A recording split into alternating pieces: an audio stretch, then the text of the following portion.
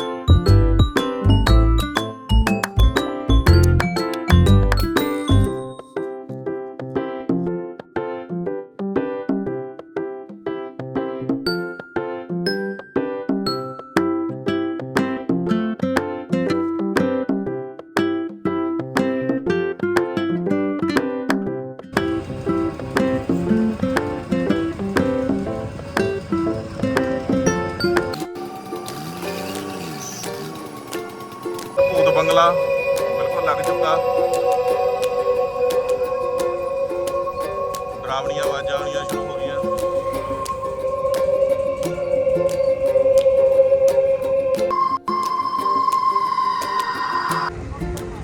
ਇੱਧਰ ਭਾਜੀ ਸਾਡੇ ਰੋਜ਼ ਚਾਹ ਦੀ ਸੇਵਾ ਕਰਦੇ ਆ, ਕਲਾਕਾਰਾਂ ਨੂੰ ਪਹੁੰਚਾਉਂਦੇ ਆ ਸਟੇਜ ਤੇ। ਇੱਧਰ ਬਾਕੀ ਖਾਣ ਪੀਣ ਦੀਆਂ ਰੇਹੜੀਆਂ ਲੱਗੀਆਂ ਹੋਈਆਂ।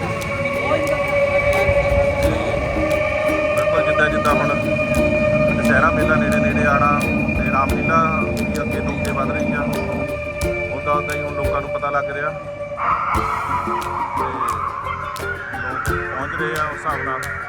ਜਿੱਦਾਂ ਕਿ ਆਪਾਂ ਤੁਹਾਨੂੰ ਮੇਲੇ ਦਾ ਸਾਰਾ ਦ੍ਰਿਸ਼ ਦਿਖਾਇਆ ਹੈ ਅਤੇ ਅੱਜ ਰਾਮਲੀਲਾ ਦਾ ਤੀਸਰਾ ਦਿਨ ਸ਼ੁਰੂ ਹੋ ਗਿਆ ਅਤੇ ਕਲਾਕਾਰ ਬਿਲਕੁਲ ਰੈਡੀ ਹੋ ਰਹੇ ਨੇ ਪਿੱਛੇ। ਅਤੇ ਆਜੋ ਹੁਣ ਆਪਾਂ ਤੁਹਾਨੂੰ ਮੇਲੇ ਤੋਂ ਬਾਅਦ ਸਿੱਧਾ ਰਾਮਲੀਲਾ ਦੇ ਦ੍ਰਿਸ਼ 'ਤੇ ਲੈ ਕੇ ਜਾਵਾਂਗੇ।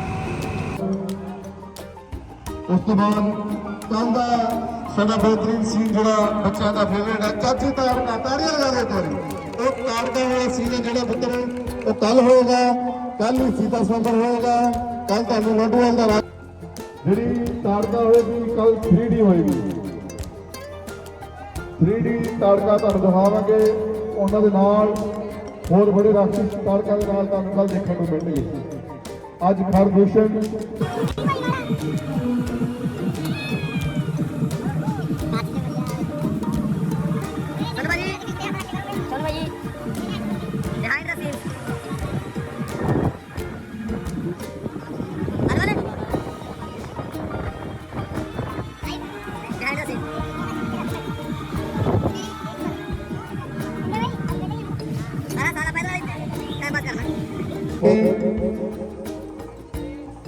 पंजाब लेवल पे खेल गया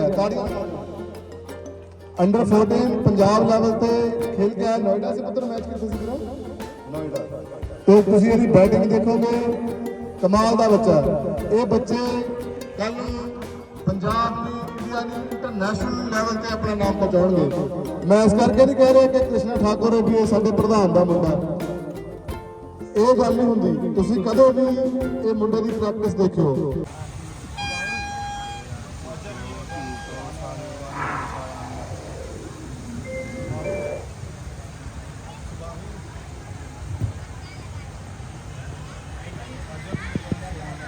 अजब ये वन सुहाना है,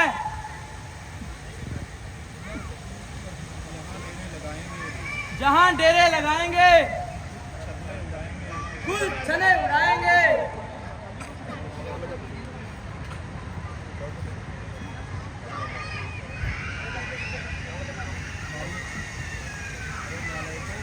अरे नालायको, कुछ आगे पीछे भी देख भला करो। वह देखो सामने से शिकार निकला जाता है। और तुम्हें कुछ भी नजर नहीं आता? बस शराब पी हैं? कहा पहले थोड़ी सी इसमें डालो ताकि मेरा नशा तेज हो जाए। इन बेईमानों ने मुझे बिल्कुल नहीं दी, सारी आप पी गए।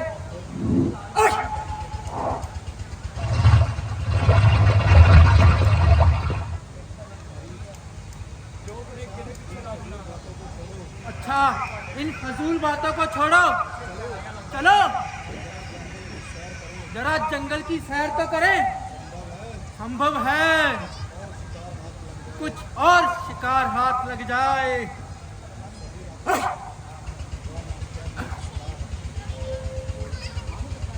वाह, क्या नेक सलाह है।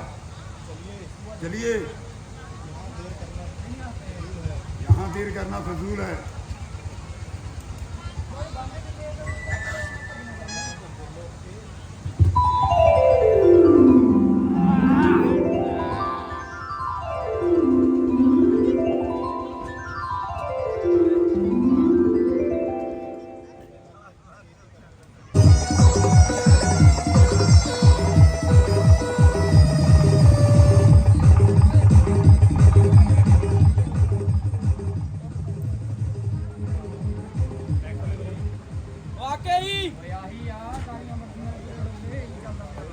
वाकई ये जंगल हमारे मतलब का है। अब तक तो हम अंधेरे में ही रहे। वो सामने से धुआं कैसा नजर आ रहा है?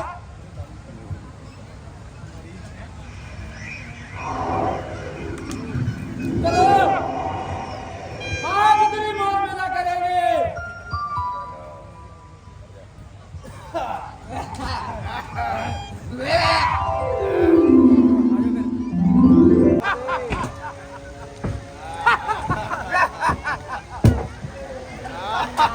पीछे जाओ, चल।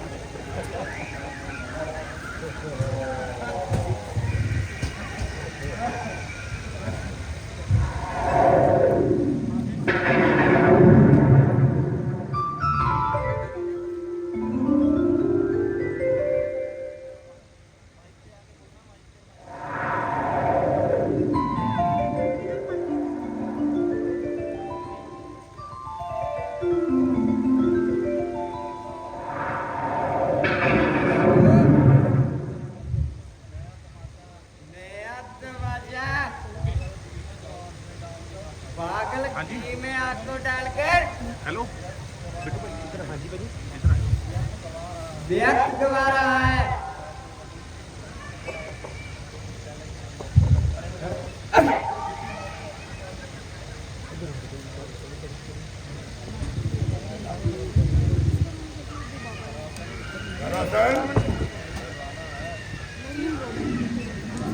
कोई दीवाना है।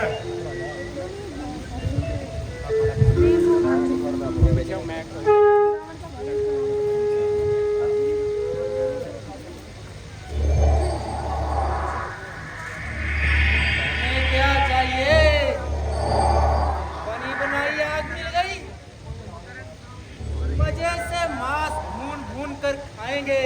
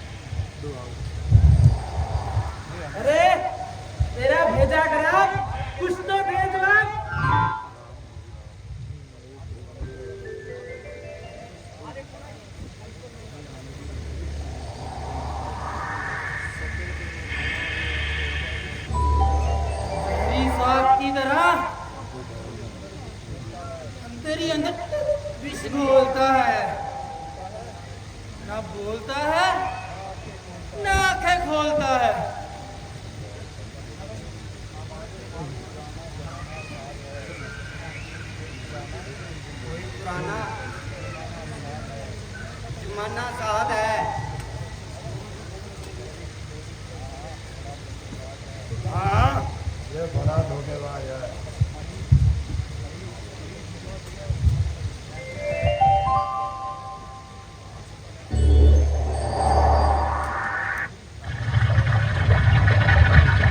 अरे बिठे, हमारे से क्या बेरुखी। हम तुम भाई भाई, तुम बनवासी हम बनवासी, तुम सन्यासी हम सत्यानाशी।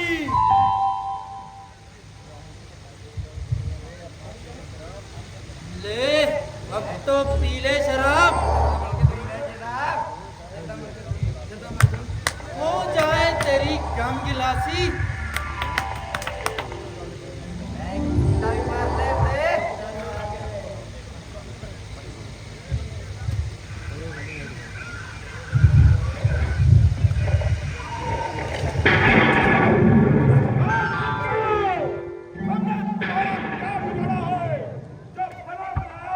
हमारा युद्ध का सामान उजाड़ा है।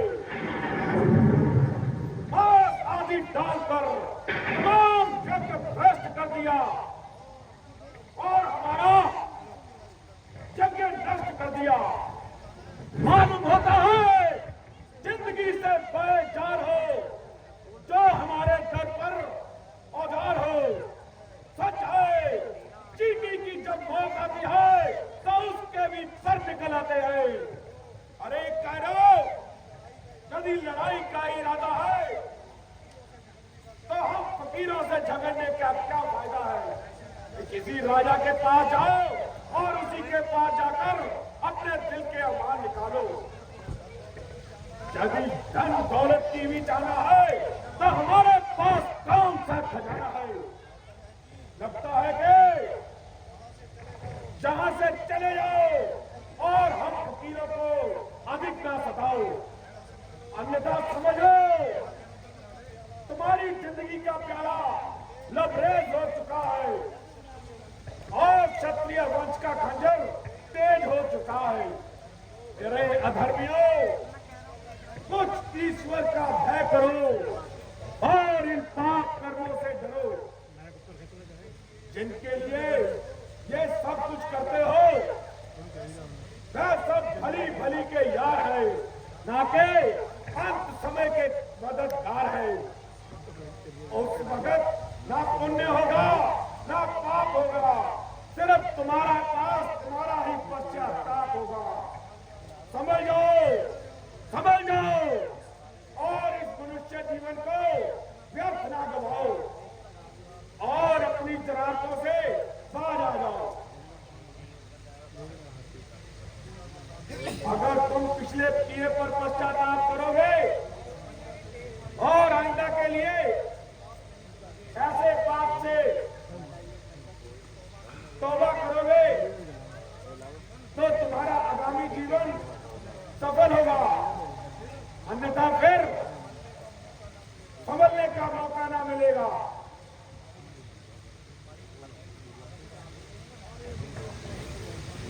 बारे बुढ़े तेरी गुलिस्तानियां, खूब सुनाई बेट की कहानियां। तुम जैसे लमदाड़े तो कितने देखे भाले हैं।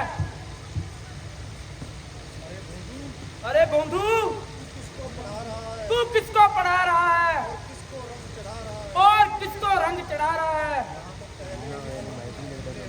हम तो पहले ही रंग में रंगीले हैं, ना कि तेरी तरह हाथ पांव ढीले हैं।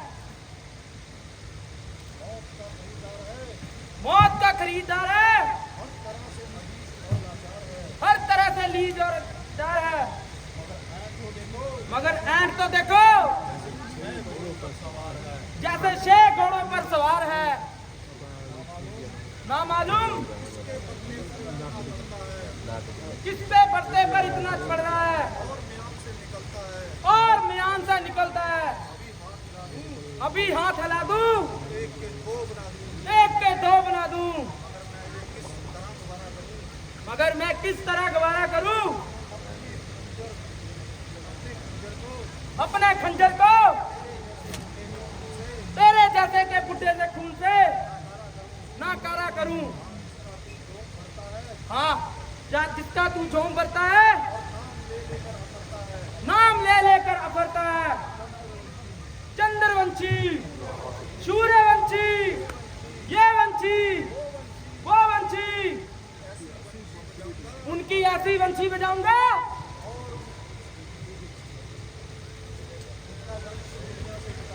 उनका वंश दुनिया से मिटा दूंगा। जितनी नेमर्सी से हम पहचाए,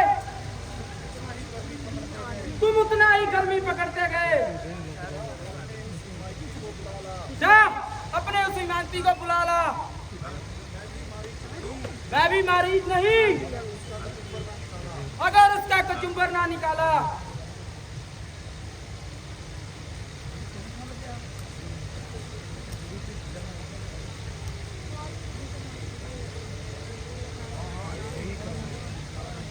हाँ हाँ, अभी जाता हूँ और तुम्हारी मौत का सामान लेकर आता हूँ।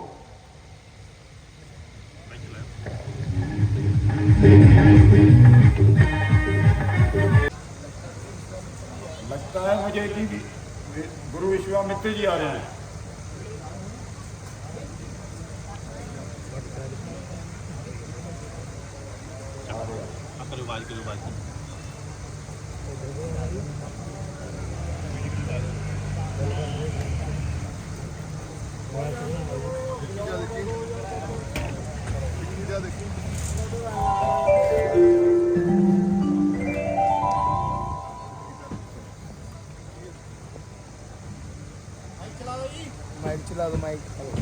गजब गजब सितम सितम, अंधेर महाअंधेर, प्रजा बड़ी लूटा करे और राजा को राजा तेरे गंगा पार के इलाके में राक्षसों ने ऐसी आफत मचाई है कि दुहाई है दुहाई है। जो यात्री आता है बड़ी क्रूरता के साथ लूट लिया या वध कर दिया जाता है। अभी कल की ही घटना है, यात्रियों का एक समूह स्त्री और बच्चों सहित लूटा गया। कई बेचारों की टांगें टूटी, कईयों का सर फूटा। तमाम इलाका मरीज के हाथों दुखी हो रहा है और हर छोटा बड़ा उस कमक्त की जान को रो रहा है। अब तो उनका साहस इतना बढ़ गया है कि वह साधु सन्यासियों को भी छेड़ने लगे हैं। हम लोग जंगलों में बैठकर ईश्वर का भजन करते हैं, कंद मूल खाकर अपना पेट भरते हैं, ना किसी को सताते हैं, ना किसी से मांगने कुछ जाते हैं। केवल अपनी तपस्या से ही प्रावधान है, पर मगर इन पापियों को ये भी नाम गवार है। अब इनके साहस इस कदर बढ़ गए हैं कि ये हम सन्यासियों को भी तंग करने लग गए हैं। हमने बड़ी मुश्किल से एक महान यज्ञ का आह्वान किया था और तमाम मुश्किलों से बचाकर रखा था, किंतु ना जाने ये बेईमान कहां से आ गए। हमारा सारा यज्ञ ध्वस्त कर दिया और तमाम यज्ञ नष्ट कर दिया। मांस आदि डालकर खाने लगे, जहां तक कि हवन कुंड में भी दारू डालने लगे। जब हम फकीरों के साथ ये हालात है तो आम आदमी का तो जीना दुश्वार है। मेरे राज्य में अंधेर चोरी नहीं बल्कि छीना चोरी। यदि मेरी प्रजा को इस कदर आजार है तो मेरे राज्य करने पर भी धिक्कार है। अभी चढ़ाई करता हूँ, यकीन मानिए आपके सामने एक एक की सफाई करता हूँ। अब वो साधु सन्यासियों को इस कदर सताने लगे, इसीलिए मेरा मन उदास था। सेनापति जी, अभी सेना तैयार कीजिए और अब अभी चढ़ाई कीजिए। नहीं नहीं महाराज, आपको कष्ट करने की क्या जरूरत है, और ना ही वैसे ही कोई जरूरत है। आप केवल राम और लक्ष्मण का हाथ मेरे हाथ में दीजिए। मैं इस अवस्था में आपको कष्ट नहीं देना चाहता, और फौज लश्कर की भी अपने साथ नहीं ले जाना चाहता। ईश्वर की कृपा से आपके दोनों कुंवर जवान हैं, और हर एक विद्या में दोनों विद्वान हैं। राक्षसों की क्या मजाल कि इनके सामने आए और अपनी मौत को बुलाएं। पहले तो आशा नहीं कि वह मुकाबले पर आएंगे। इन दोनों की शक्ल देख के ही अपनी पीठ दिखाकर भाग जाएंगे। आप राजकुमारों का बिल्कुल ख्याल न करें और इनको देखने में ज्यादा देर न लगाएं। ईश्वर ने चाहा तो बहुत जल्द कुशलता पूर्वक आपके पास पहुंच जाएंगे, और आपके वंश के ये अंश कीर्ति को 4 चांद लगाएंगे। आपका कहना मुझे हर तरह से कबूल है, मगर आपकी ये हट बिल्कुल बेफिजूल है। भला मैं किस तरह गवारा करूं, बच्चों को तो युद्ध में भेजूं और मैं खुद घर बैठे मौजियां मारूं। कुछ तो परमेश्वर की लक्ष्य करो। परंतु ये बेचारे युद्ध के बारे में क्या जाने। मरीज कोई ऐसा कोई बताशा तो नहीं, वो जाते ही बच्चों मुंह में डाल लेंगे, और वह भी एक परले सिरे का चालबाज है। भला उनका मुकाबला करना इन बच्चों पे क्या बस की बात है। इन बातों को विचार कर थोड़ा सा विचार कीजिए, पर इन बच्चों को मैं कैसे युद्ध में भेज सकता हूँ। मुझे आश्चर्य है कि रघुकुल में तेरे जैसा कायर कब से पैदा हो गया। तेरे जैसे के पास आकर हम तो वैसे ही हैरान हुए। अपने पूर्वजों में से आज तक किसी ने ऋषियों की सहायता करने से इनकार नहीं किया, और अपनी प्रजा की रक्षा के लिए क्या कुछ निशार नहीं किया। जवान का कौल सिर के साथ था, इसलिए उनके सर पर परमेश्वर का हाथ था। जो वचन कह दिया उनको पूरा करने के लिए अपनी जान तक निछावर कर दी।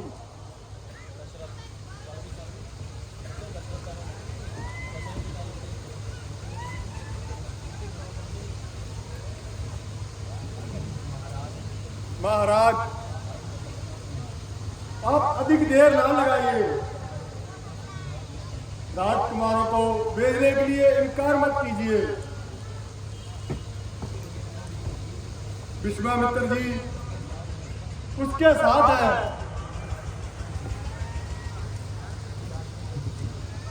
आप जाइए और राजकुमारों को भेजिए,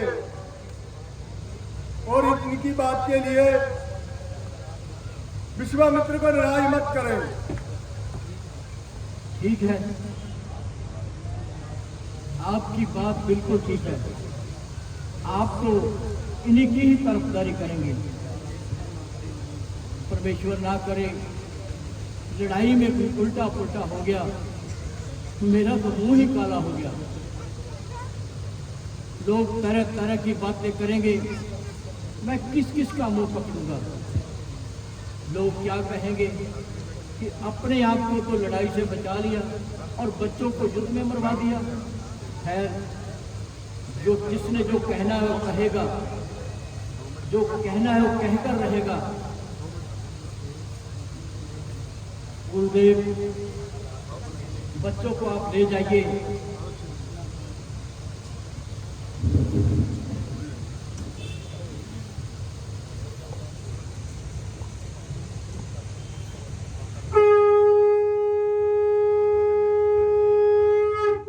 आप बच्चों को ले जाइए, ज्यादा देर न लगाइए, क्योंकि मैं इनके बगैर रह नहीं सकता।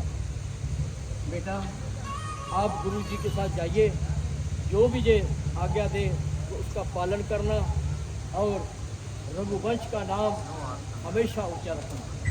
जय बेटा।